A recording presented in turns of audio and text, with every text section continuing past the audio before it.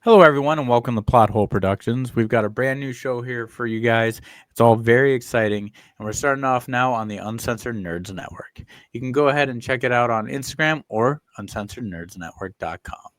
You can check out our videos there as well as updates. Eventually, there will be merch along with podcasts from all other affiliates, and also sign up for the newsletter. Now, with all that out of the way, let's get into it. I'm your host, Nate Slater. If you don't know who I am, I have a small little YouTube channel on YouTube called Plot Hole Productions, if you couldn't have guessed. And I wanted to bring in my partner in crime here. I'm Chris Sandbrook, and I do a lot of the editing for Nate's YouTube channel. I also do a lot of the artwork and animations.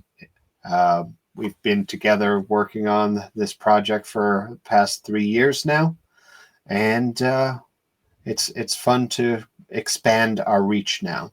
So let's get into it. This is our very first episode of The Breakdown, and we will be reviewing Captain America: Brave New World.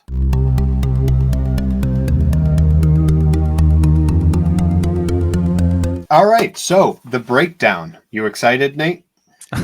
I'm a little nervous, Chris, but you know what? I think we got this. All right. Well, what we're going to do in this video is first we'll have our spoiler-free review.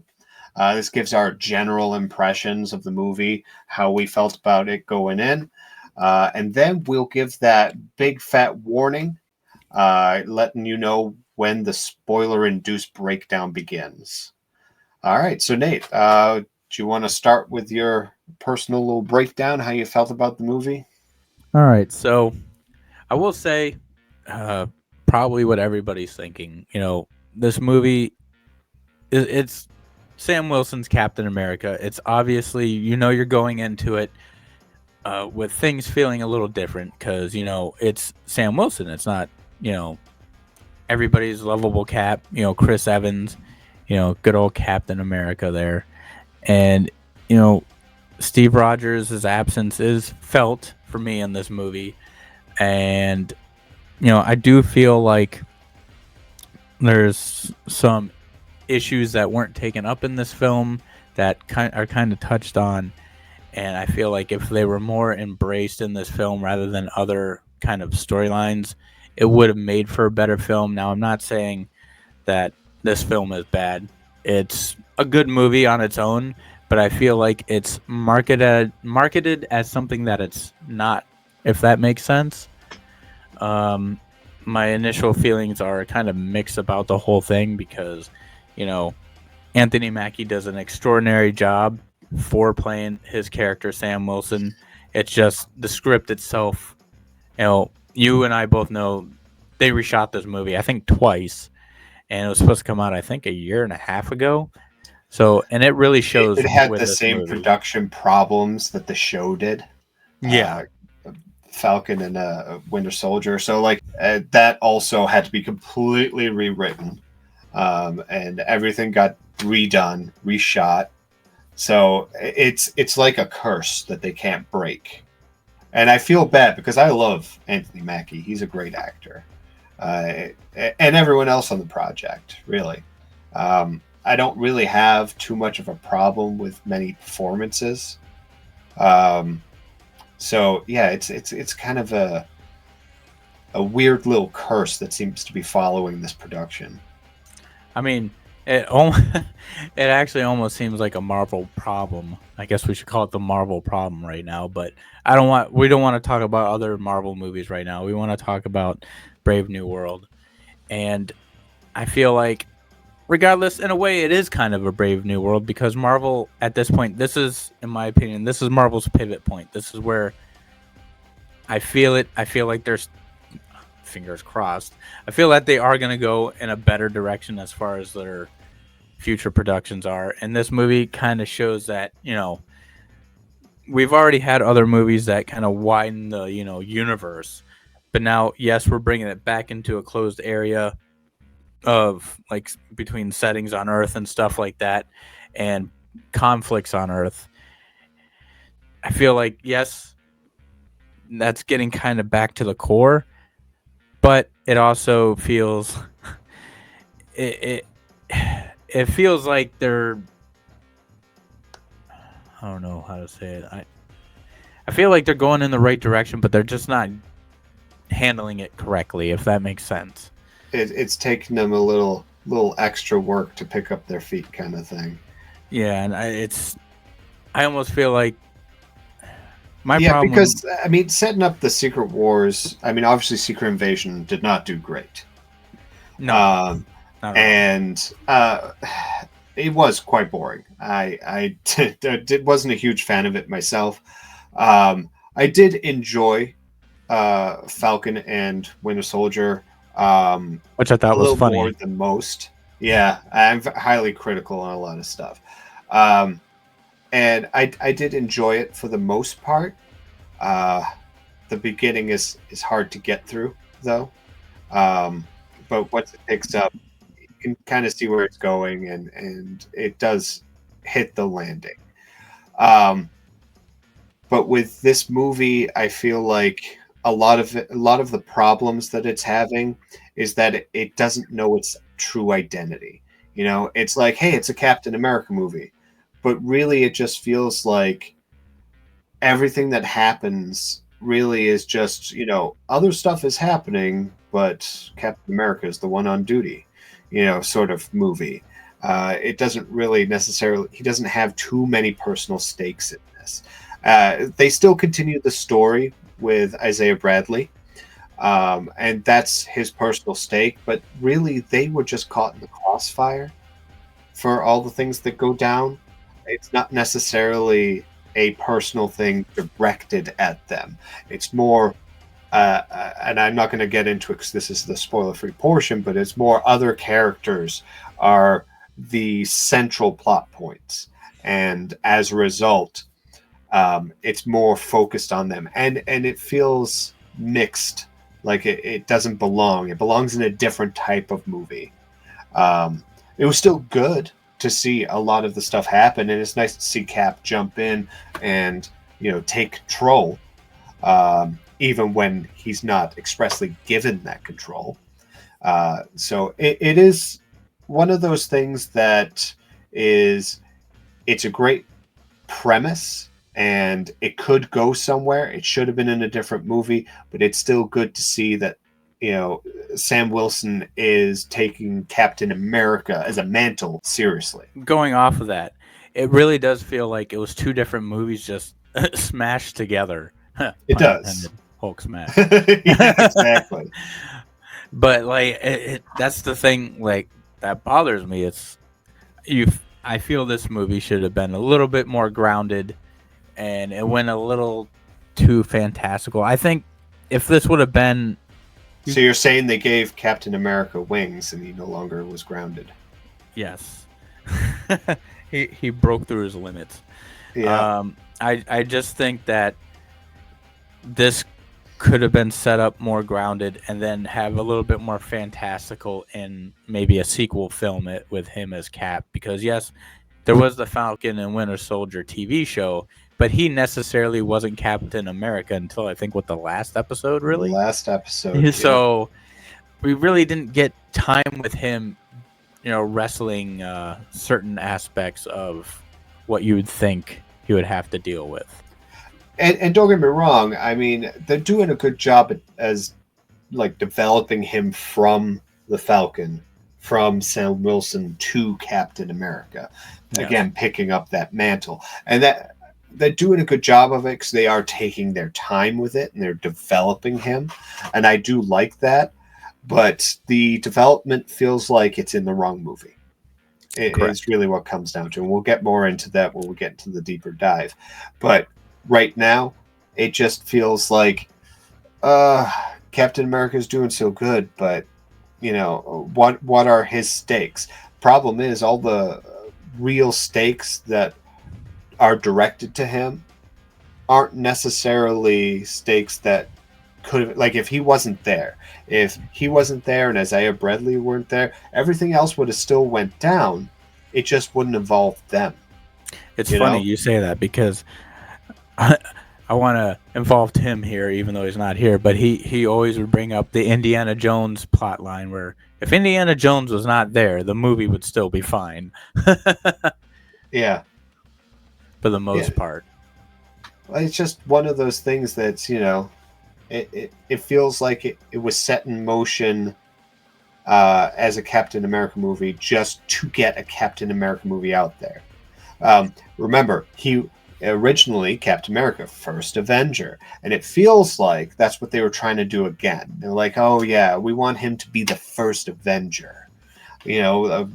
Obviously they're rebooting the whole series in that sense. So who are we going to have? Well, we have to have Captain America. It's always going to have Captain America in it. So let's just start off this whole fresh start with Captain America. What story do we have for him? We don't really have one. We have these side things. We have basically an episode of Captain America and the Winter Soldier ready to go. But it's just an episode long, so let's just throw in another storyline. Smash that all together. There, you got a movie. Not a very good one. I mean, well, like I said, it was good. It was good, but not. It definitely has its merits. It didn't live up to its full potential, which is the thing that sucks. Is because the whole thing about Marvel is Captain America is supposed to be one of their original flagship characters. You want to give it that love that it deserves. I mean, you really want to give all your characters love. But if Captain America is going to be your flagship character, which essentially he was supposed to be the heart of the Avengers in, the original, Infinity arc. If you're trying to do that again, give him the time that he needs to develop and have people resonate with him. And I feel like, people are going to resonate with him. They already do. But this film had the chance to magnify that. And it fell short. Yeah, I think the problem is that they've done it before and were successful with this kind of storytelling.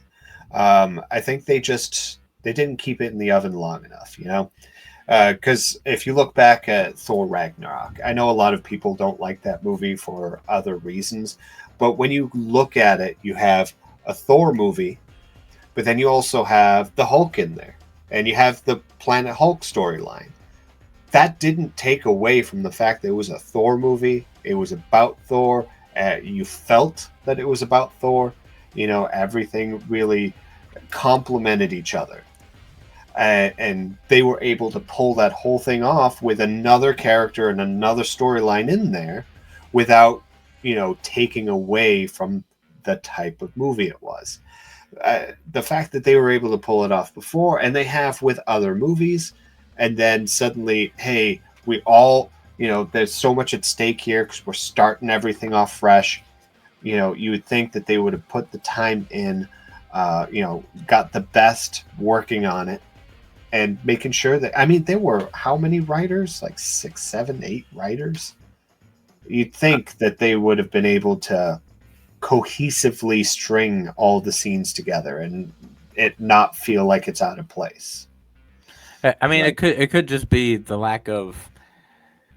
That could be another issue. It could just be the lack of what would you call it? Communication between the writers. I mean, I don't know. Everybody has a vision. Apparently, somebody had 2 different visions for this movie.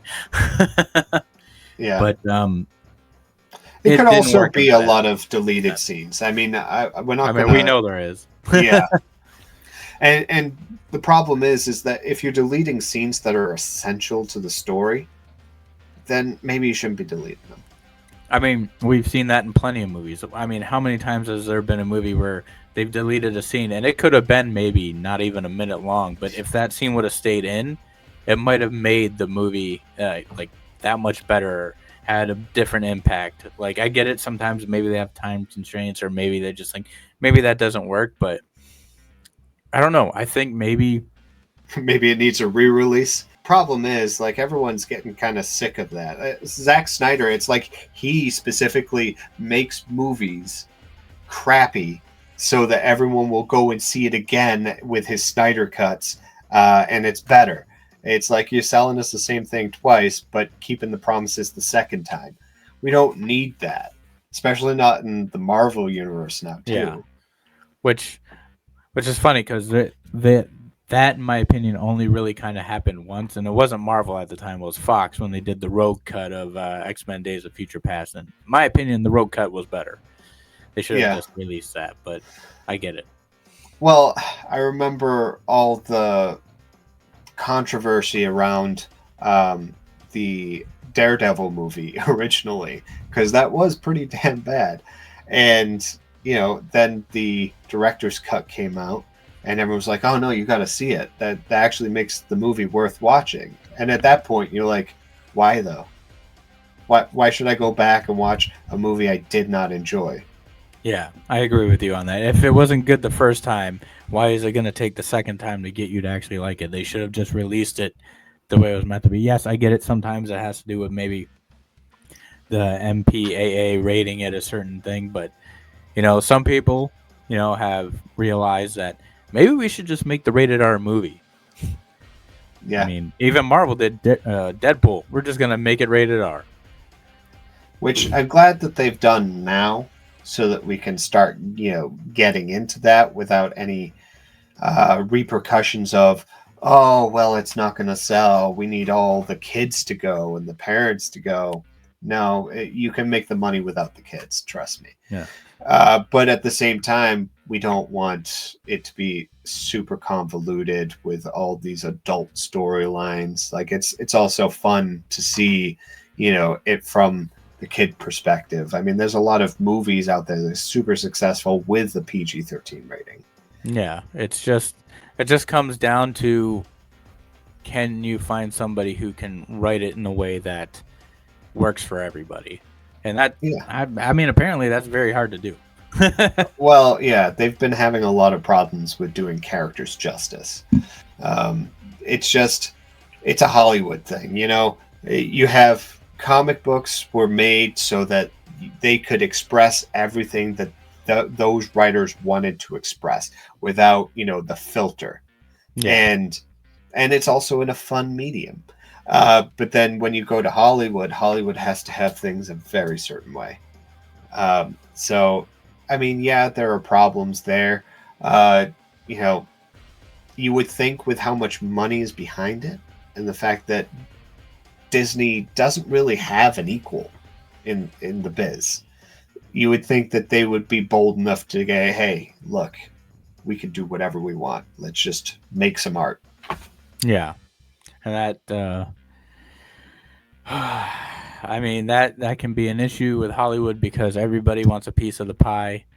And you got producers that they have their vision, you got the writers who have their vision, you got the director that has their vision, and it comes down to, in my opinion, they all have to be on the same page. And it sucks because we are called plot hole productions, but then again, if you don't have faith in the people who are writing and directing the movie, you as a producer are kind of failing because you should have the most um, faith in the people that you're hiring or you're giving your money to get this film or production made.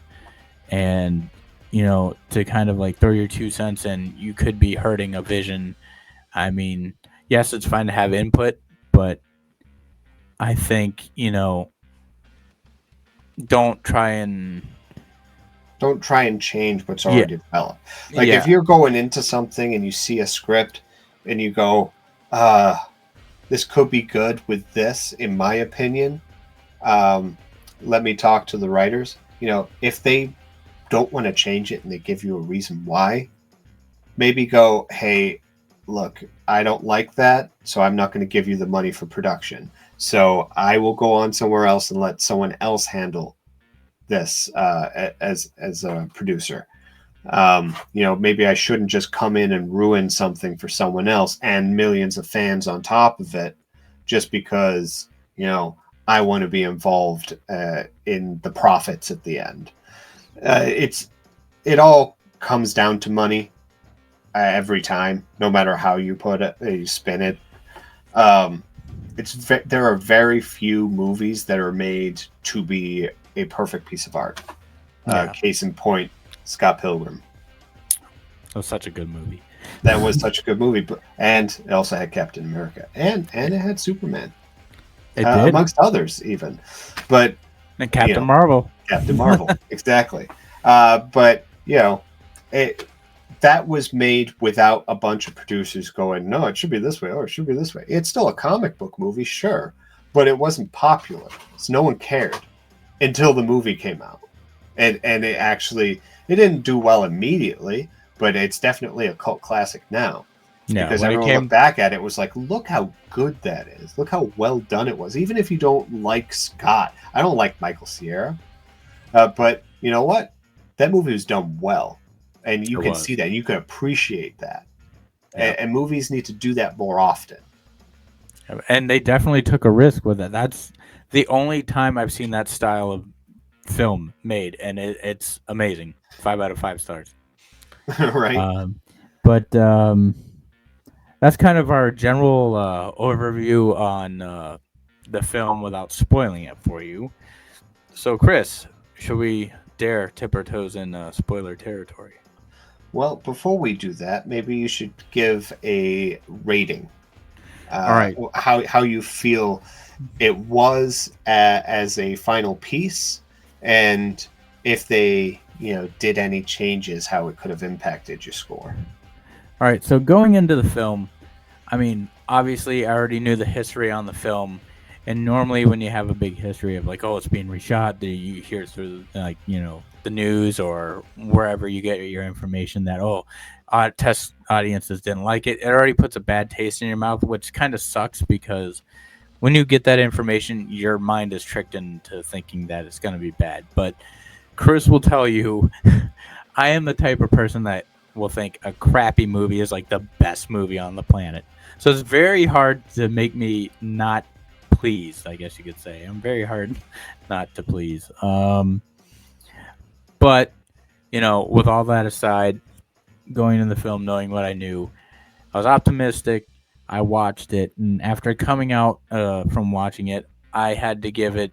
I gave it some thought because I was in the middle. Like here at Plot Hole Productions, when we do our quick reviews, we don't give point like fives or whatever. We give a whole number, and I had to sit on it for a bit, and I thought about it, and I was at 6.5 in my head, teetering, and I had to go with a 6 because Six. of Yeah. what we talked about. It felt like two different things, and I Pretending feel to be one. Yeah. yeah, and I feel like the movie itself would have worked way better if it was smaller scale. Yeah, to an extent, for sure. Yes, yes. I mean, yeah, keep some of the certain plot that's in it, but it should have felt a little bit smaller, more tight kind of espionage film rather than a There's a lot of bait super and powered. switch. Yeah, Yeah, super powered kind of stuff. yeah, they definitely keep saying, they keep trying to allude to one thing, but it's like immediately cut off when you see the next scene. So there isn't much guessing going on. They try to, it's one of those movies that's who's the real villain?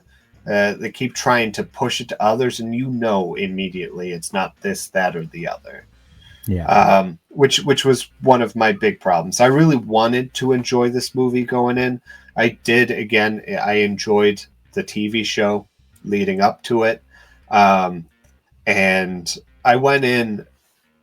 I don't want to say I was expecting it to be a perfect masterpiece. I definitely was hoping it would be. Um, but I knew that there was going to be some issues here and there. The biggest thing was who's the villain? When we see the villain, are we going to be disappointed? Are there more than one villains? Is it one of those things that they really can't share the spotlight, or they just don't make sense in certain scenarios? And that's what really starts to bring the movie down. So for me, I also gave it a 6. Okay. And that was that. I mean, I weighed that a lot.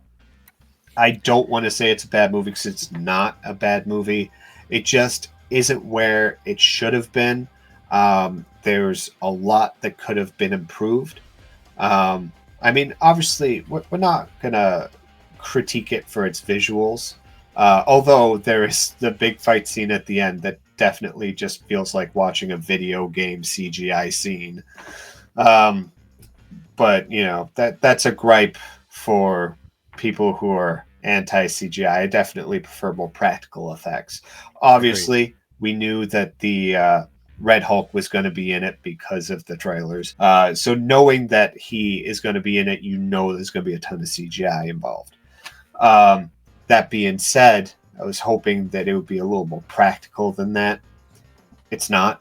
Especially for a first outing Captain America movie with Sam Wilson. Yeah. There was a scene in the trailer that already had me mad at the CG. It's just one of those things that they do something because it looks cool, but then it just doesn't make sense practically. And that's the scene where there's a car thrown at Captain and he slices through it with his wing and he just slips through in between the pieces. Like he's super thin too. Like he's as thin as paper. Like the second half of the car isn't going to tear him to pieces. Because we know he's not a super soldier like the last Cap. So, this is a human. Technically, the last two Caps. Three Caps if you want to be. Exactly. But it's just one of those things that you see it in the trailer and go, oh my God, this is what I have to prepare myself for. But then again, you and I had this conversation, like we were saying.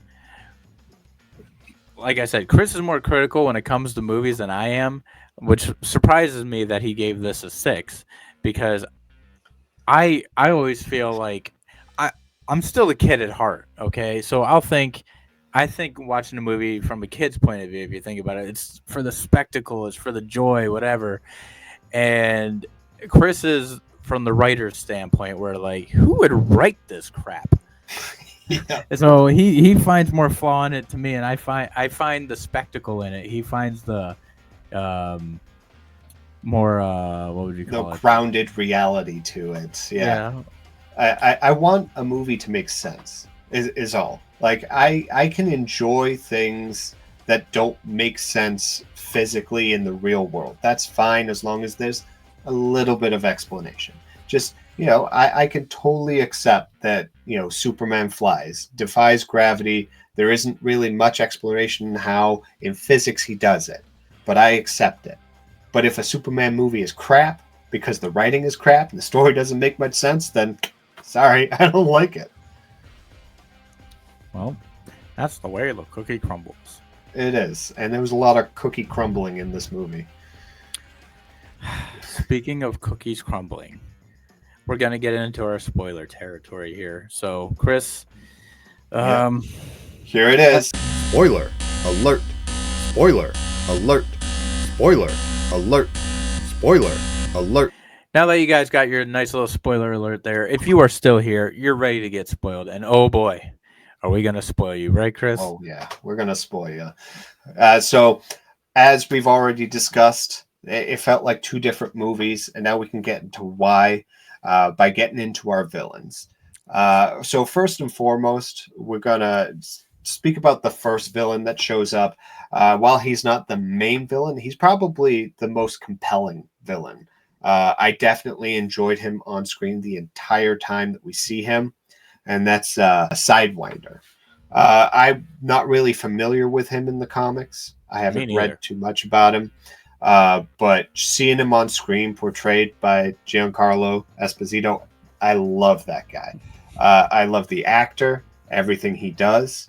And honestly, he's starting to appear in everything. He's like Sam Jackson at this point. He's Sam Jackson, and he's Pedro Pascal at the same time. Yeah. Going up everywhere. Exactly. And he's a phenomenal actor, and he does great in just about everything I've seen him in. So as Sidewinder, instantly when you see him, he takes control of the scene. He holds your attention, and honestly, I wish he was the villain from start to finish, because I feel like that would have been far more compelling. He starts off as the I guess you could say just that reason why the movie begins. And we've got a mysterious package that's being sold off to a new high bidder, and there's this meeting place that they're at, and the buyer doesn't show up, and we find out why, obviously. But for the moment, we're going to look into what the package is, what that package means, especially for the future of the MCU, and how that whole scene breaks down. So initially, the package, adamantium. We all know what that is. We know what it means. We're going to be leading into much bigger territory, the X-Men. And where is this adamantium coming from? According to the movie, the Japanese mined it out of the Celestial that we saw rise from the Indian Ocean in the Eternals. Not a great movie for other reasons, but they have to explain why there's a Celestial hanging out in the ocean. The fact that they even knew it was a Celestial kind of bothers me, because why would they know what it was unless one of the Eternals specifically told them? Which could have been. I mean, there's a lot of stuff that happens off screen, but why weren't they in this movie? I don't know. Right. Well, they're supposed to stay out of human affairs. Yeah. Obviously, they failed in their own movie at doing that. But one of the big issues that I had initially was they said Celestial. How do you know it's a Celestial? Now, maybe, there are some people that know what Celestials are. For instance, it's pointed out in Guardians of the Galaxy. I think it's the first time it's specifically stated when they go to nowhere. Yeah, because remember, Peter Quill is now living on Earth. Right. But is he working with the government? Like, we don't really know. Yeah. There's questions there, but the fact that they just instantly know, oh, it's a Celestial, and they know its name. Or maybe it's the code name they give it. I don't know. I don't know how they're really going to spin that one. But yeah, so the Japanese mined it. It was stolen from them by Sidewinder, and he's selling it to this new buyer. He set up this elaborate meeting point, which Captain America also pointed out. Why is it so big open space? Why would they choose to meet here where there are other people, which they ended up having to take as hostages, which Captain had to de-escalate, along with the new Falcon, which, by the way, great chemistry. I think you agree on that. I think you were the one that really pointed that out. Yeah. I think you just love the new Falcon because he's from Miami. He's all right. I mean, I'd love him even more if we could hang out. That'd be cool. Take me Right. for a flight somewhere. Free flyer miles. Probably a lot more safer than other planes nowadays. Yeah, especially now. But yeah, it's it's a good dynamic, and they did hold throughout the whole movie. They're quippy back and forth, and it's actually fun to see it in the eyes of Sam Wilson, who now is Captain America, but he was in that position. Yeah. He was the rookie at one point. And I like how he's kind of teaching him with the whole, you're human. A lot of the people we go up against aren't. So we have to be careful. These are the things you need to look out for. Thrusters, man, burn them after the booth. But yeah, so it's definitely a good dynamic and a very good opening. You see them working together. They're having fun doing it. They're doing it successfully. We have a good villain right at the beginning. Even though, freaking Captain America was like, look, dude, he's hesitant to have Joaquin there helping him because he does know the stakes, and he does know that Joaquin isn't that experienced, which I like because it shows that he does care. He cares about human life, and that's part of Captain America. He knows the value of a life. Yes. Yeah. And one of his big things is being grounded, right? He likes to see things from the innocent's point of view. In the comics, it's a huge thing. He is big on speeches. If he can beat down a villain with a speech in the comics, he will. And I love that about Captain America. It's one of his biggest redeeming qualities. Because his outfit is awful. But, Sam Wilson in this specifically, I feel like he's starting to really come into the Captain America mantle. He's definitely trying, and I honestly think he will succeed in being a good Captain America by the time we're done with this phase. How long Anthony Mackie wants to do it, we'll see. Yeah. Because I know Chris Evans had a lot of problems, especially when it came to his weight and physique. I'm sure that's draining. So hopefully we don't have to replace another Cap anytime soon, because we're just starting to really get into this one. Yeah. But, we'll see. We'll see. As far as getting back into the story, yes, they think it's weird that, the location for the meet, it felt like a setup, which it was. And we don't even get the reveal of who was behind it until a good midway through the movie, which was good in theory, keep us guessing and pushing for it. I don't feel that the reveal was deserved, though, because it just almost felt like a cop-out. And this is where we get into probably the biggest issue of the movie, is when we get the reveal and who it is, you're like, oh yeah, from the second movie of the entire MCU.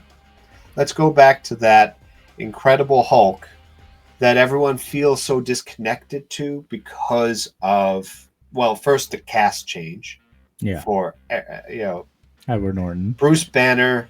I never really saw Edward Norton as Bruce Banner. He didn't really fit the role for me.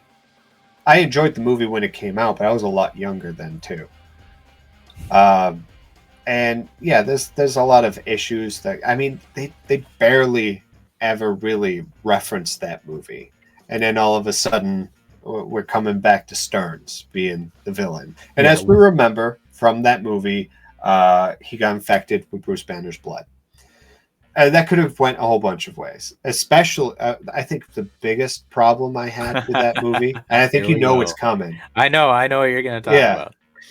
Is the fact that Stan Lee, in his cameo in that movie, also drank the irradiated blood in his milk and became a Hulk. And we didn't get any follow-up on that.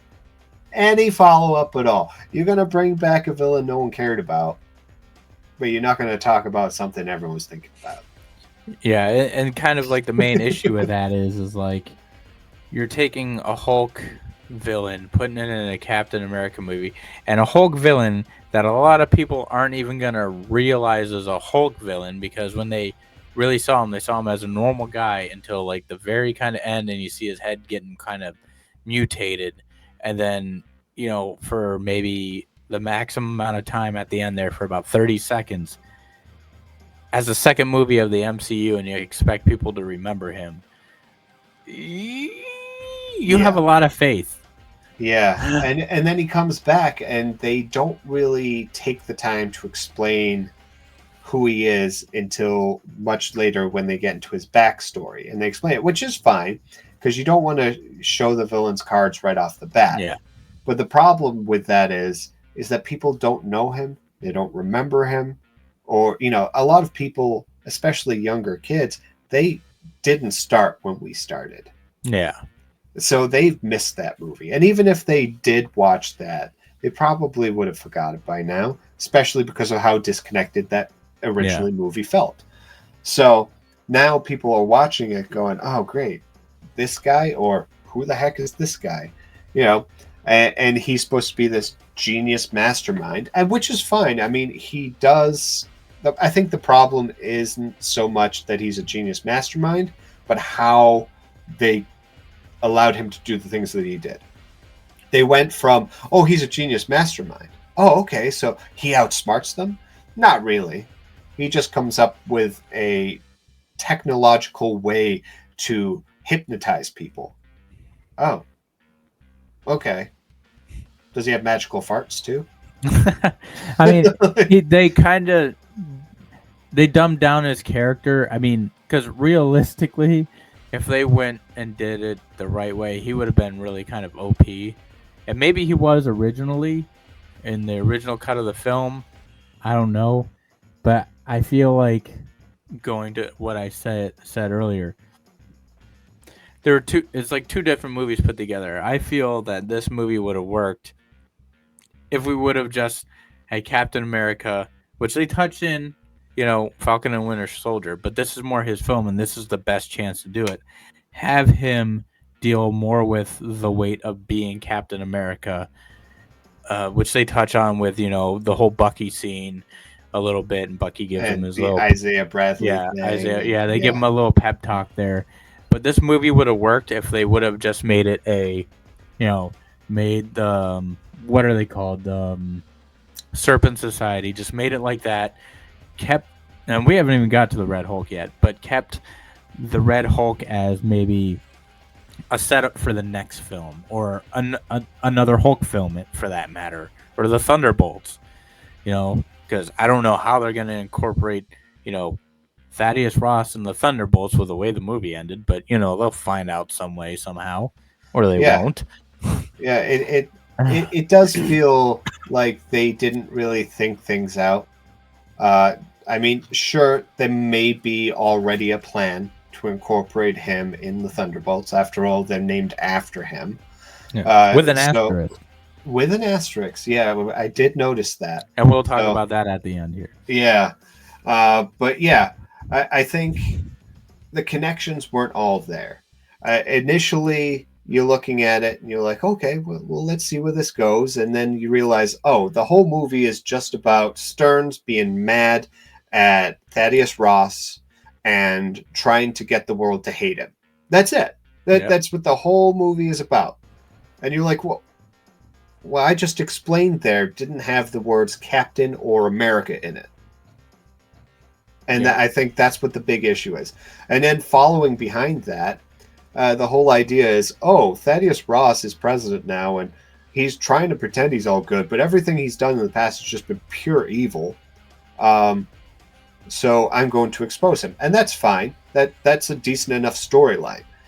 But then the rest of the movie around Thaddeus Ross is they're trying to humanize him and to say, oh, he's kind of sorry for what he's did. And it doesn't feel like he's sorry. In fact, I hate to say it, I love Harrison Ford, but he really phoned it in on this one. Yeah. There were some scenes where you could tell he had a good day and he was acting. There are other scenes that you're like, is he tired? Is he ready for his nap? Or what's going on here? I think he's in his 80s too, so yeah. I understand. 70s, yeah. And that's fine, but if you're too old to do movies, then maybe don't do movies. Yeah.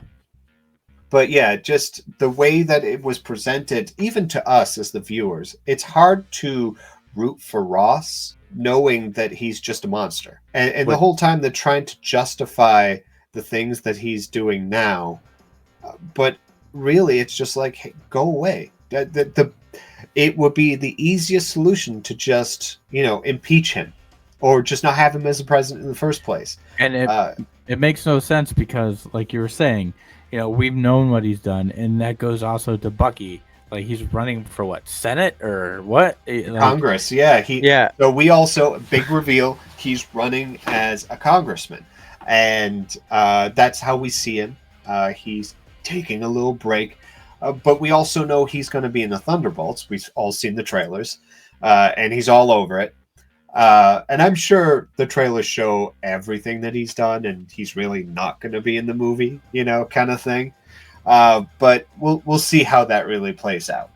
But that being said, he shows up for what? Maybe 2 scenes? No, it was just one scene. Just one scene, yeah. So he shows up for the one scene to give Cap a little pep talk, which is fine. It's needed, and it's well deserved, especially since they just had that show together. But he's running for as congressman. So now we have to get into the kind of the lore of the situation, right? Okay, so he's run for congressman. but his president, he knows all of his dirty secrets. He's worked with and against him in the past, you know? So it's like, how is he okay with this? How is he just standing by and letting it happen? How is he not telling Cap, hey, look, this dude is bad news. We need to do something about him. How do they not just get together and go, hey, we need to bring this guy down? That's a good question, but like, it's funny because he's a guy with a shady past, and so is freaking Ross. So maybe I mean, I don't know. I feel like they're both in those positions, yeah. and they shouldn't be in those positions. The craziest part about it is with Winter Soldier, everyone knows about there's no secret behind how many people he's killed, or that he's been this mass murderer or anything like that.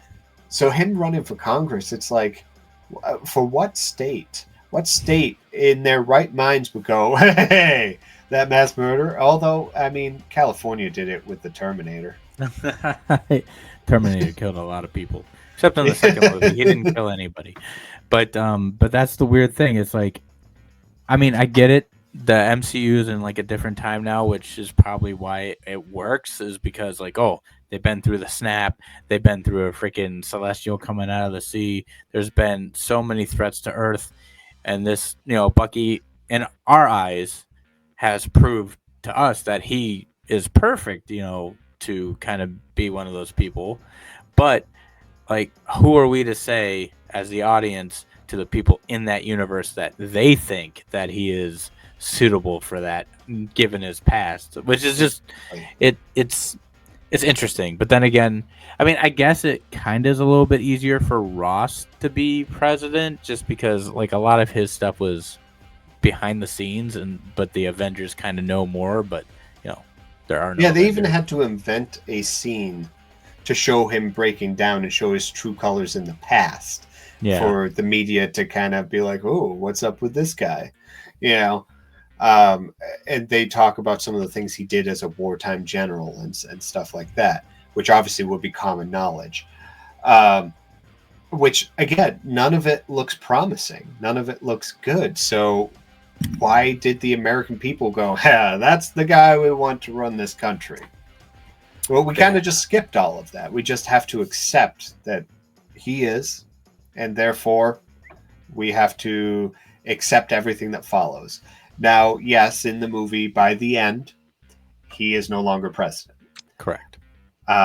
It's hard for the American people to see your president turn into the Hulk and then destroy the White House and then start rampaging on the streets and go, yeah, I still want that guy as a president. Yeah, he could kill us all. Yeah. I mean, look, he only destroyed American soil, okay? Yeah. For right now. Yeah, exactly. So, yes, by the end, he's in the raft, but I think the problem with how they portray him is by the end, they want us to sympathize for him. Yet, we've learned that not only was he a horrible person in the past, we learned he was even more horrible in between movies. But then again, part of his rage comes from the fact that he was being slowly poisoned by gamma radiated pills. Yes. And I accept that.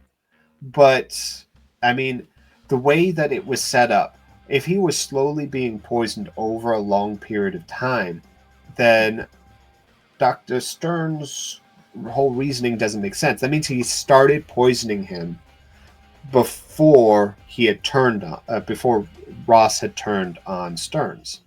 So he was poisoning him anyway, because it was only till recently, since he became president, which wasn't that long, that he claims he started poisoning the pills, but he would have been poisoning a lot sooner if it was a slow progression.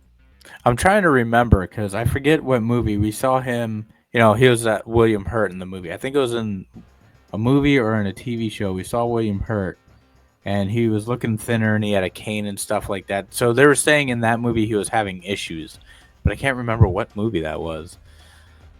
But yeah. I think that's maybe when it started for him. But we don't know how far difference. I think that movie was from, or show was from this movie, Right, if but that was the- just from the point that Stern started making those pills. yeah. It wasn't immediate that he started putting the gamma radiation in them. Yeah, I mean, regardless, you know, there was something wrong. Timelines. Yeah, Yeah. there's either something there was already something wrong with Ross, and Stearns played on whatever illness was ailing him, and making it worse with the pills.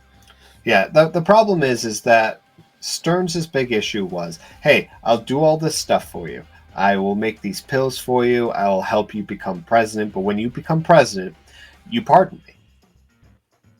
The problem is that when he became president, he did not pardon him. So he got mad and started doing all of this bad stuff, or so he claims. Yeah, The problem is that it's too short a time for him to just suddenly become the Hulk. Like, either you were poisoning him before he broke his promise, or I don't know, maybe it only takes a single pill. But he who was knows? saying how it was, it was over a period of time. They slowly increased the dosage of gamma radiation in the pills. Okay, so how long? Like, it doesn't quite fit. So, okay, let's just assume what he said is right. Maybe it's just over a month or two, which I think he was only president for how long? A couple of months? Because in what was it? Secret Invasion. He wasn't the president. No. And then I just remembered. I think it was the Black Widow movie where we see him, where he's looking with the cane and stuff like that. I think that was his last movie that he did. I think it was that movie takes place before Endgame. Yeah. Right. So it's not really, yeah. I think honestly with how everything is kind of like, I mean, the timelines don't make sense, period. They never Right. really do. Nothing fits 100%. Even with Sony, they're like the first Spider-Man movie. I think it's like 8 years later, and really, I think it was supposed to be 6. So, like, I don't know. Yeah. There's definitely a lot that's either missing or, I mean, I understand a movie franchise this big and this long is a huge undertaking, and it's Yes. extremely hard to get all of your facts right all of the time and please everyone, do the characters justice, keep up the quality of the work, keep on top of the actors, making sure they're not doing dumb things like a certain Ezra Miller. That's DC, we know. Yeah. So it's just one of those things that I understand it's a lot. And maybe it's a lot to ask for a movie that's worth watching. But they've given us a lot of crap lately. And Yep. I was hoping this would turn around completely. It's a good start to a turnaround. I It's a mean, we quarter turn. I mean, we have had a few good movies here and there. Guardians 3 I thought was good. Yeah. Realistically, what was it? The Doctor Strange movie was actually kind of mediocre, but it was still good. I think the biggest problem with the Doctor Strange movie is that it could have been resolved really. Actually, everything involving Doctor Strange, really. The Spider-Man movie Yeah, could which I have been thought was resolved good. really easily. It's all wording in his spells, right? Yeah. And then when it comes to Wanda, like just a little reasoning, just a little talking, would have changed a lot. If not the entire thing, but then you wouldn't have had the movie. Yeah. So I think a lot of dumb things happen for the sake of giving us cool looking scenes. I'm not a fan of that. If you can give me a cool looking scene, but give me a good build up to it, that everyone can be like, that makes sense. I love this. But they don't. They don't always do that. The one thing I did like about this movie too was how kind of Sidewinder was like, okay, I'll help you out, and he's like, oh, we're gonna put you into prison or whatever. He's like, yeah, not for long. Basically, like he'll be back. Yeah. Oh, he's definitely coming back. Yeah, he is. You don't have an actor of that caliber just show up basically as a cameo one time and then they're gone. I mean, what do you mean? Christian Bale like lasted one movie as Yeah. Boy the God Butcher. Yeah, well, that was a part of their ruining movies moments. Yeah. Yeah. I think lately they've had a hard time with developing villains, which this one makes no sense. The most developed villain I feel was Sidewinder. This was his first appearance, and it was relatively short. You have Stearns, you have Ross, even more so because he's been in so many movies that he's had plenty of time to be fully developed, and yet at the end, I still didn't find myself rooting for him like they were trying to gear us towards doing. I mean, I did find it was kind of like like they did have a heartfelt moment where they got Liv Tyler back as his daughter Betty Ross, and they had their kind of little bit of a moment there. Brought a little tear to my eye, but I didn't really find myself connecting to it. It just felt like yet another shameless, hey, look, cameo. And it did feel like a cameo because she was there for such a short amount of time. She was there for one scene, a quick little, hey, remember me? I'm from that one movie forever ago. Yeah. I feel like it was a forced scene of emotion, which is why I didn't feel it. Yeah, I do think, like you said, we're saying, I think this was probably a start of them trying to go in the right direction. I feel like, fingers crossed once again, the worst of the MCU is behind us. We talked about a lot of negatives, and a lot of it is derived from the Hulk side of the story, which doesn't even involve the Hulk.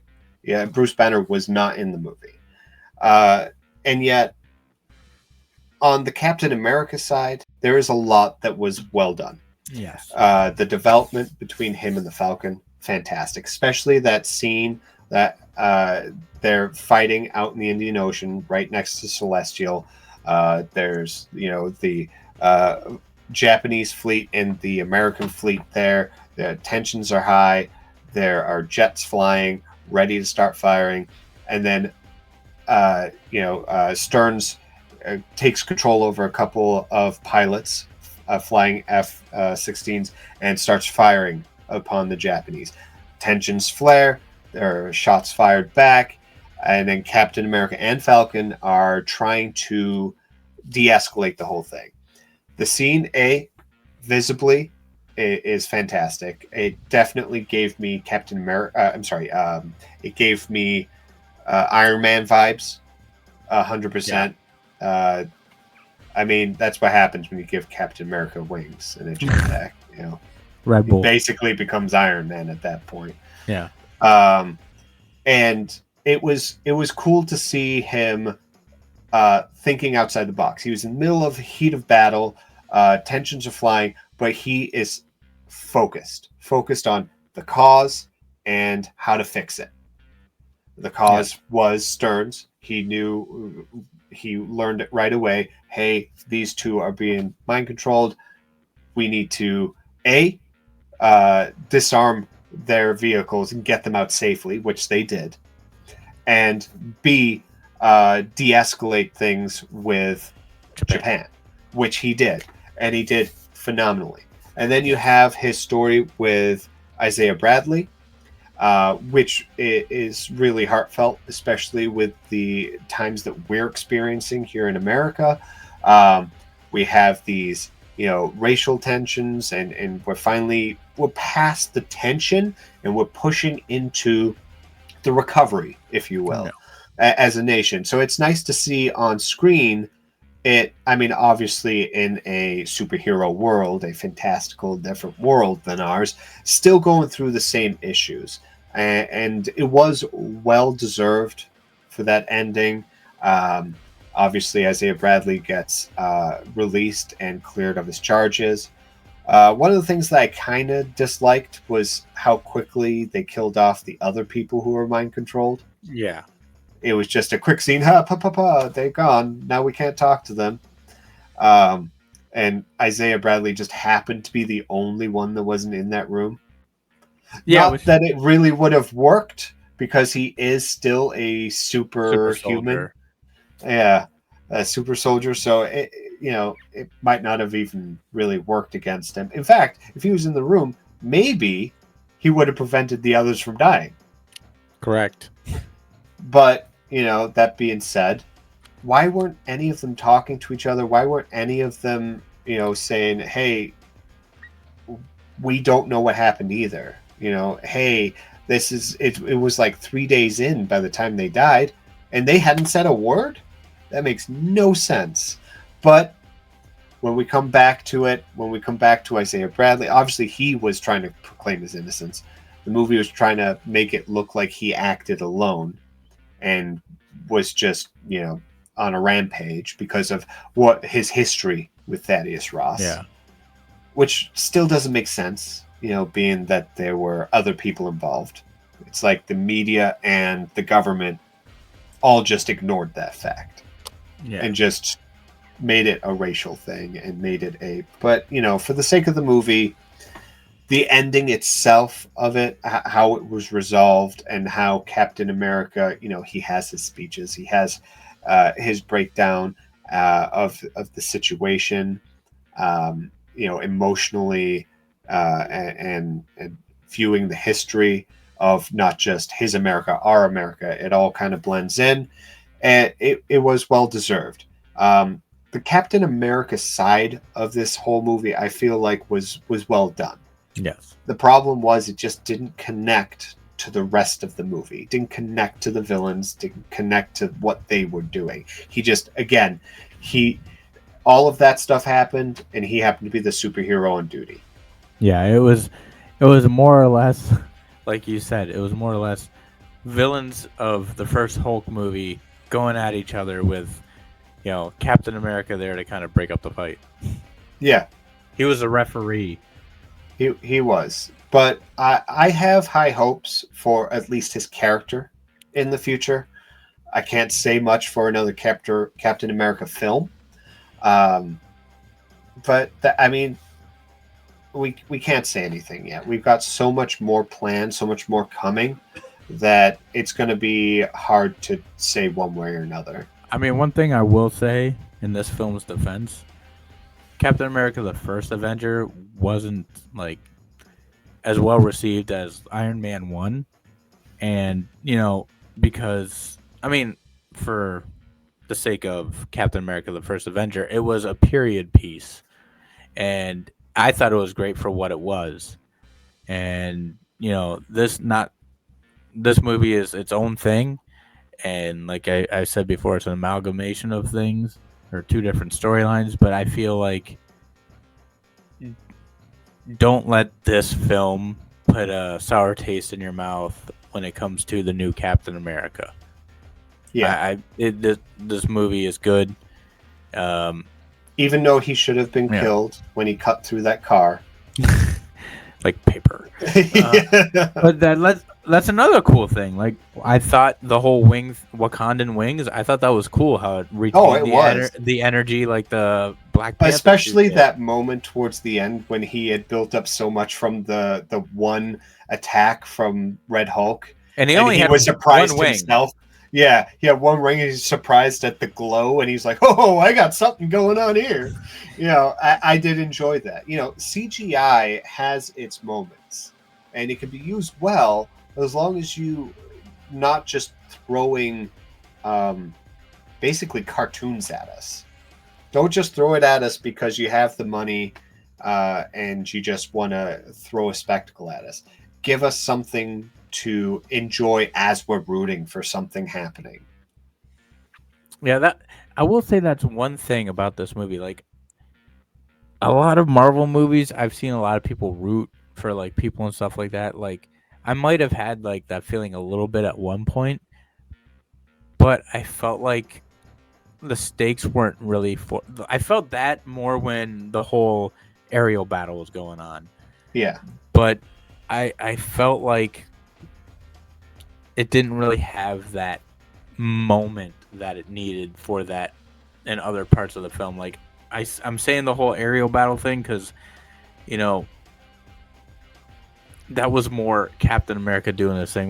When he's fighting the Hulk, in reality, he should have lost. Yeah, oh yeah, for sure. He should have lost. If it wasn't for the Wakandan wings giving us a reason to accept what had happened. But again, it just comes down to that, magical MacGuffin, that item that allows him to be in the story. Yeah. And I hate it when they do that. There are ways around it. And I know that whole scene wasn't him fighting the Hulk. It was him trying to de-escalate the Hulk. Yeah. But there are other ways around it. You don't always have to have fists flying. Sometimes people can use their brains and, just change their approach. Sometimes just throwing up your shield isn't the right cause of action. Maybe step back. Maybe try to reach out. I know he constantly was talking, but his presence there was what was, angering the Hulk. Yeah. So maybe step away from the situation. Allow him to cool down. He was initially angered from the gunfire. Yeah.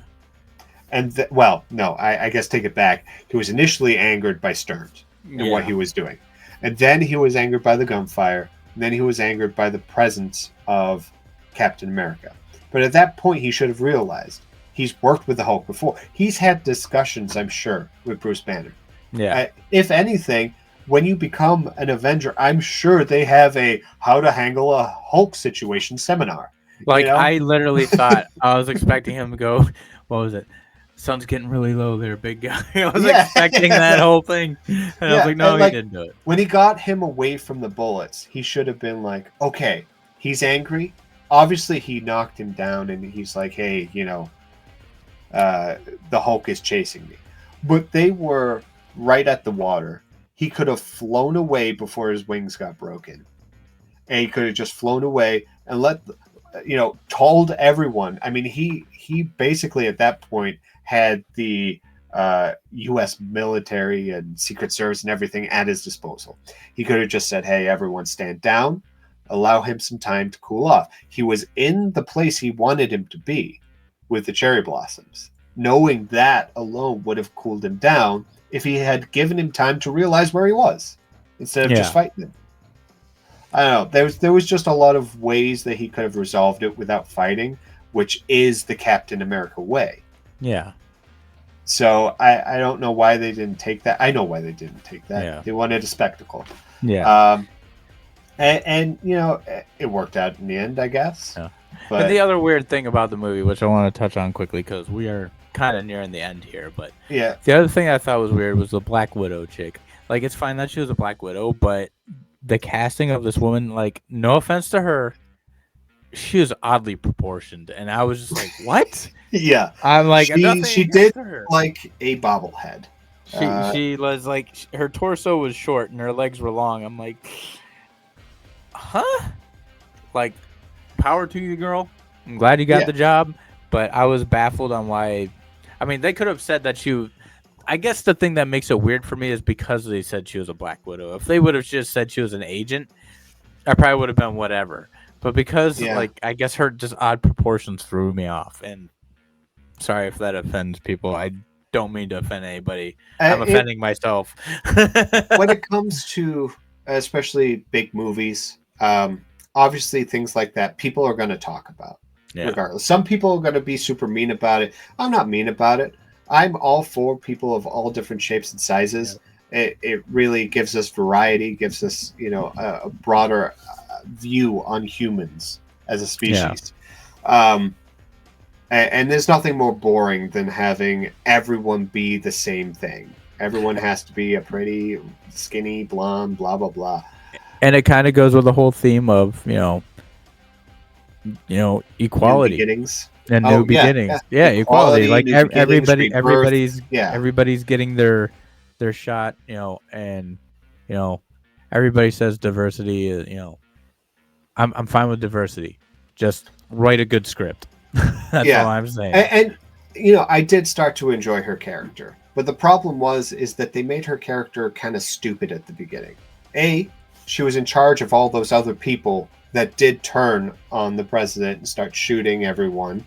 Why she didn't interview them immediately blows my mind. They were just in prison for a few days before she decided to go and watch them get executed.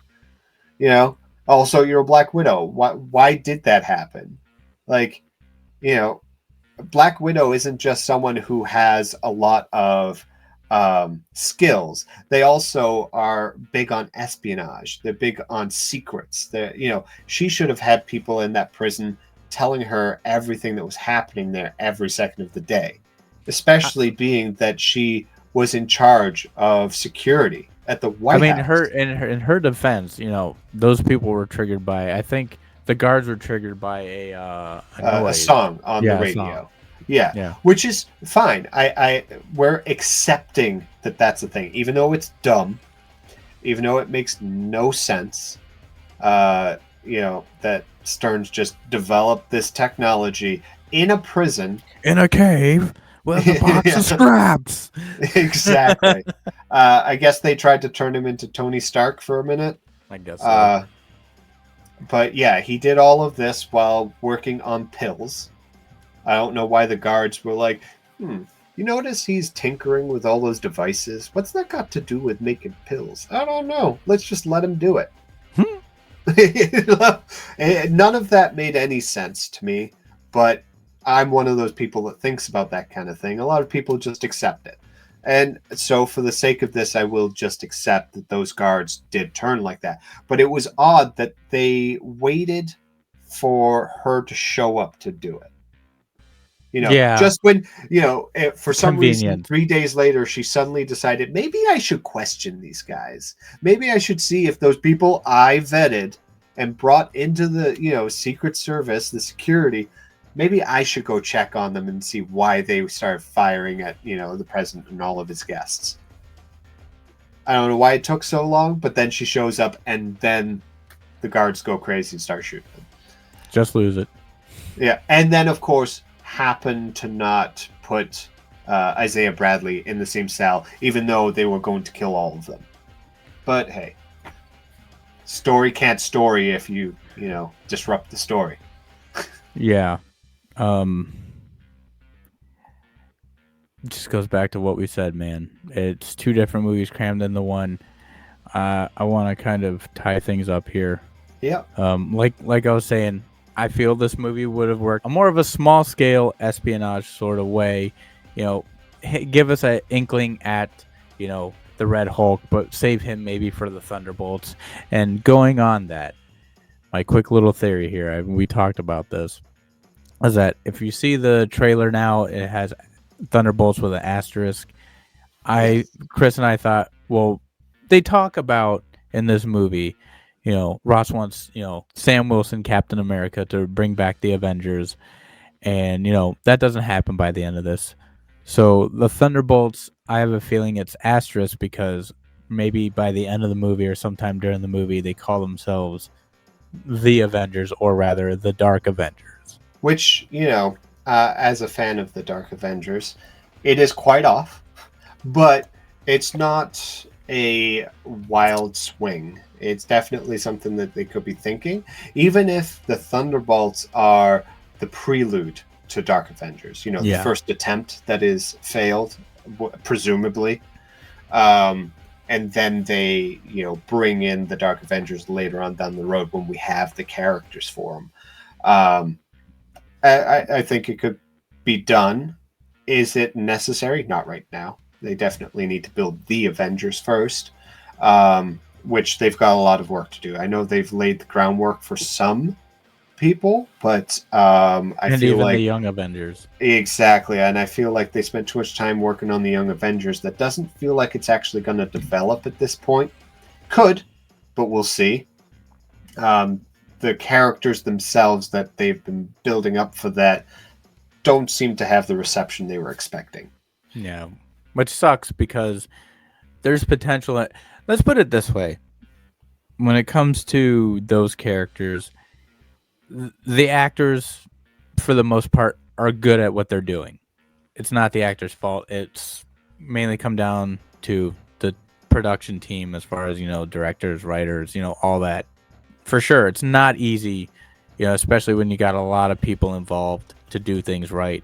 But like I said, the whole idea about Captain America is about hope, and I'm circling back here to hope in this movie because I feel like maybe they're going in the right direction, and we will find out if that's true when we see Thunderbolts come out, and then next year we'll end up seeing the new Fantastic Four. I'm very optimistic. I'm just Yeah. gonna say that I really would like to see a return to form of great, not good, but great Marvel movies. I agree. While I don't think we'll get too much of current world building in the Fantastic Four movie because of the way they're going about it, it's definitely going to be a prelude before we start to see an even greater build towards that.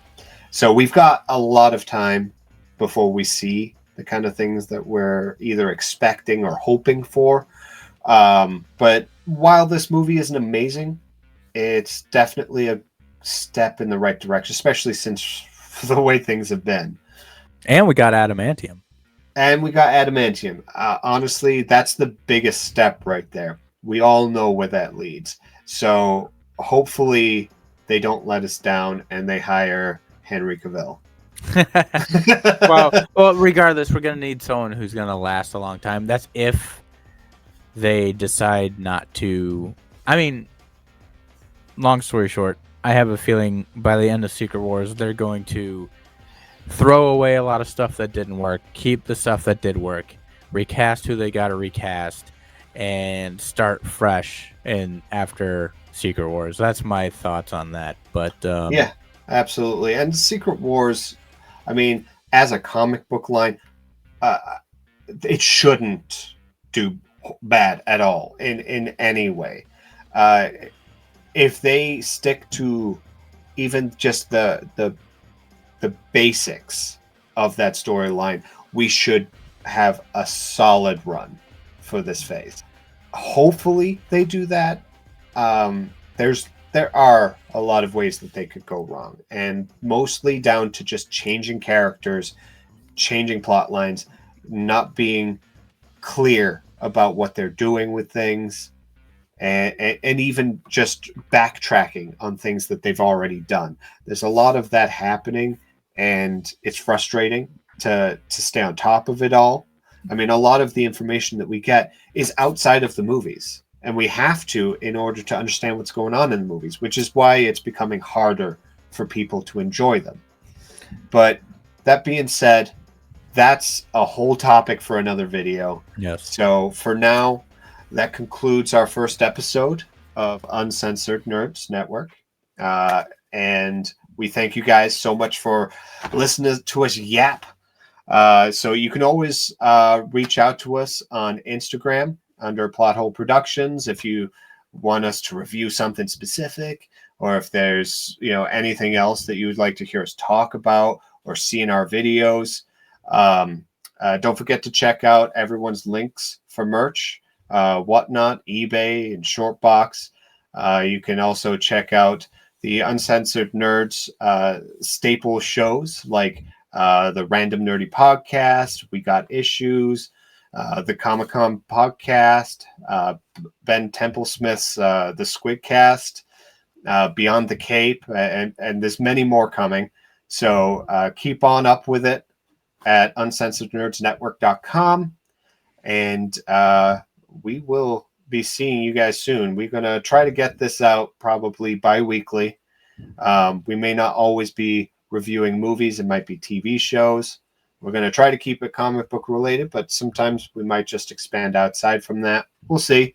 And you can also check out our YouTube channel that has some of our other videos that are exclusive to YouTube. and I want to thank Chris for coming on this journey with me. Like we've said, we've been doing this for 3 years. Mostly I've been in front of the camera. Chris has been behind the camera for most of it. But, without him, Plothole Productions wouldn't be here right now. So I thank Chris for helping me on the idea journey in my head. And we're just excited to actually get things moving along and hopefully bringing a lot of awesome content to you and the world. Yeah. So if you enjoyed this, absolutely stick around, stay tuned, keep tabs on us, because we're going to be bringing you guys a whole lot more. And when he says that, we're not just talking about on our YouTube channel. We're going to have stuff exclusively here, and you won't see it anywhere else. So stay tuned. And with that said, I'm your host, Nate Slater, And I'm Chris Sandbrook. and we'll And catch we'll catch you in in the the void. void.